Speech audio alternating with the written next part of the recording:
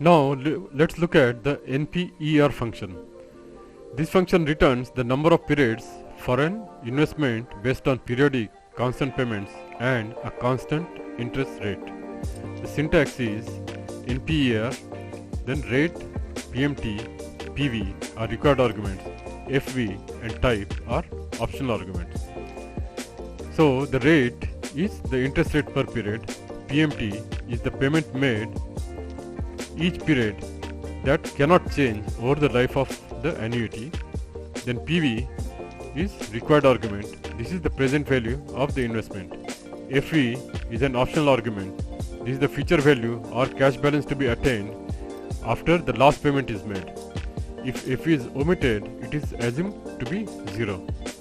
Then the type argument, which is also an optional argument, this is either number 0 or 1. It is 0 indicates the payments are due at the end of period and 1 if the payments are due at the beginning of the period. Then we need to remember to use positive numbers for inflows, that is any amounts received, and negative numbers for outflows, that is any amounts paid. Now let's take an example. The first example here, we need to calculate the number of periods for a car loan with an annual interest rate of 12%, a payment of 100 per month, and the loan amount of 10,000.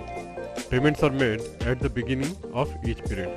So interest rate here it is 12%. Then we have payment made is 100.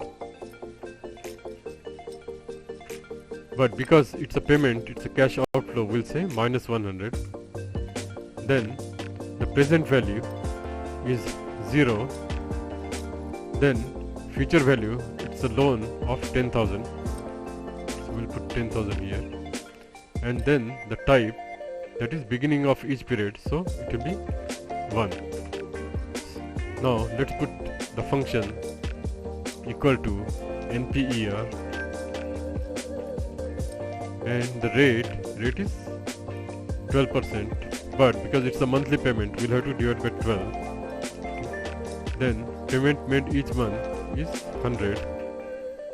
Then present value is 0. Sorry, here we need comma.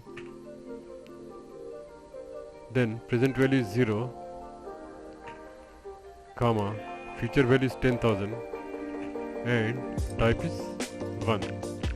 So if you close parenthesis and enter, we get number of periods is 69.16 months or 69 months if we round it off. Now let's take another example. Here is to calculate number of periods for an investment with an annual interest rate of 12%, a payment of 100 per month with initial amount of 1000. In the first example, we did not have any initial amount. Here initial amount is 1000 and the future value of investment is 10,000. The payments are made at the beginning of payment period.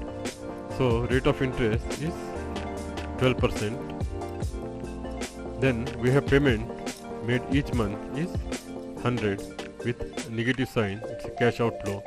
The present value is 1000, which is minus 1000 because this has been already paid. Okay. Then future value is 10,000 and the payment type is 1 because it is made at the beginning of each month.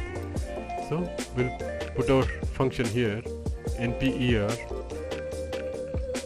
We need to calculate number of period. NPER is,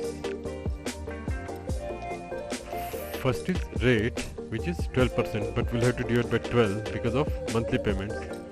Then we have payment each month, and then we have present value of minus 1000, which we already paid, and the future value of 10,000, and a payment type 1. So here the period number of months is 59.67 or 60 months.